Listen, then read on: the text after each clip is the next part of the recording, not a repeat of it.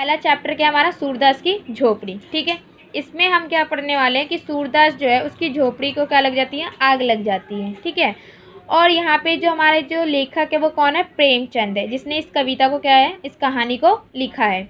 इसमें क्या कहना चाहते हैं कि रात के 2 बजे होंगे कि अकस्मात सूरदास की झोपड़ी में ज्वाला उठी। मतलब कह रहे हैं कि हमारे जो प्रेमचंद्र जी है वो क्या कह रहे हैं कि रात के 2 ही बजे होंगे कि एकदम से क्या हुआ कि जो सूरदास की झोपड़ी है उसमें क्या लग गई, आग लग गई। ठीक है, लोग अपने अपने द्वारों पर सो रहे थे, निर्दवस्त में भी उत्तेजना जागती रही। मतलब क्या हुआ कि लोग जो थे वो गांव में जैसे लोग होते हैं ना कि अपने अपने गेट पर सोते रहते हैं। ठीक है, लेकिन सोते हुए भी क्या है, लोगों को एक लगा कि अब जो है कहीं से आँख की भाप आ रही है, और इतनी गहरी नींद में सोते हुए भी लोगों क्या हो गए, आँख खुल जाती है। ठीक है, अब निर्दवस्था में भी क्या कहते हैं, उपचेतना जागती है। ठीक है, तो इसमें क्या कहना चाहते हैं, निर्द अवस्था मतलब कि नींद में रहने के बाद भी लोगों को क्या है कि लग रहा है कि कहीं ना कहीं से कुछ हो रहा है। ठीक है, लोगों को क्या लग रहा है कि अब जो है कुछ हो चुका है। ठीक है, तो लोग क्या है, नींद को खोले और उठ गए एकदम से।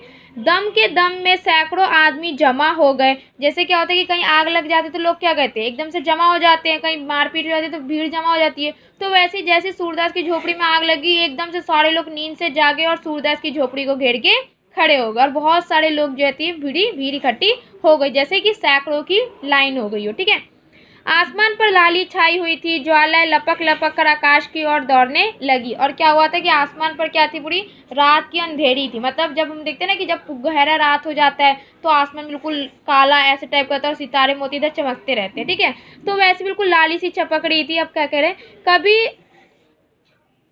कभी उनका आकार किसी मंदिर के स्वर्ण कलश का सा हो जाता, कभी वह वायु के झोंके से यो कांपती होने लगती थी। अब क्या है कि जैसे कि हमारा जब भी हम कोई लाइट वगैरह, कभी भी हम कुछ आग वगैरह कहीं जलती है तो ऊपर जो धुआं उड़ती है, ऊपर जो क्या कहते हैं उजाला होता है, कैसा होता है, बिल्कुल लाल लाल सा हो जाता है।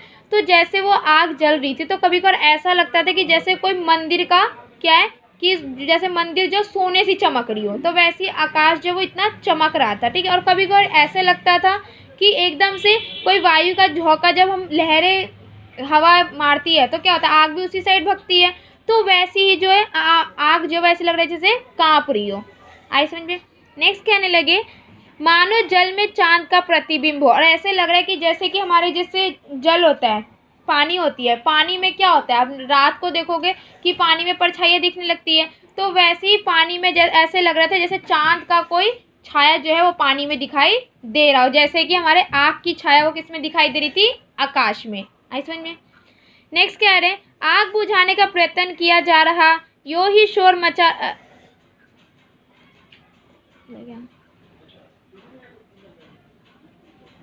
आग बुझाने का प्रयत्न किया जा रहा था, पर झोपड़े की आग ईर्ष्या की आग की भांति कभी नहीं बुझती। अब इसमें कह रहे कि बाकी लोग जो थे वो क्या कर रहे थे, आग को बुझा रहे थे, लेकिन आग तो बुझ जाएगी, लेकिन एक इंसान के अंदर की आग कैसे बुझेगी, अगर उसके अंदर ईर्ष्या हो, मतलब दुश्मनी हो या घमंड हो या किसी चीज़ के लिए वो लड़ रहा हो। ठीक है, जैसे अगर मेरे अंदर किसी चीज़ के लिए भेदभाव है या मेरे अंदर ईर्ष्या है, घृणा है किसी से, तो मैं उसको उस टाइम तो मार दूंगी, लेकिन उस टाइम उसको तो बचा लेंगे, लेकिन अंदर की भावना को तो हम कभी कम नहीं कर सकते। ठीक है, तो अंदर की ईर्ष्या की आग को हम कभी नहीं बुझा सकते, वैसे हम आग को बुझा सकते हैं। आई समझ में।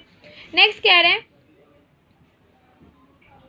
कोई पानी ला रहा था, कोई यूं ही शोर मचा रहा था, किंतु अधिकांश लोग चुपचाप खड़े नैराश्यपूर्ण दृष्टि से अग्निदाह को देख रहे थे। तो कोई क्या कर रहा था कि कोई पानी लाके आग को बुझा रहा था, तो कोई वैसे ही खड़ा होके देख रहा था कि वो जल रही है। ठीक है, और कोई क्या कर रहा था कि मतलब बहुत लोग ऐसे थे जो चुपचाप मुंह बंद करके निराशा से दुखी होके कि अब ये बेचारा कहाँ जाएगा, कैसे रहेगा, ठीक है, क्या करेगा, इसकी तो एक ही घर थी। ठीक है, तो ये क्या करेगा, अब निराशापूर्ण दृष्टि से जिसके प्रति उसको प्रेम था, ठीक है, सूरदास के प्रति जिसको प्रेम था, वो लोग उसको निराशापूर्ण दुखी मन से देख रहे थे। ठीक है, मानो किसी मित्र की चितागिन हो, मतलब ऐसे लोग उसको देख रहे थे, उस आग की लपटों को ऐसे देख रहे थे जैसे कि किसी दोस्त की मृत्यु हो जाती है तो उसकी चिता उठ जाती है, मतलब जैसे बोलते हैं ना कि हम उसे ले जा रहे हैं जलाने के लिए, वैसे ही इसकी घर की तब मतलब जैसे घर की जो होती ना स्थिति हो गई थी, ठीक है,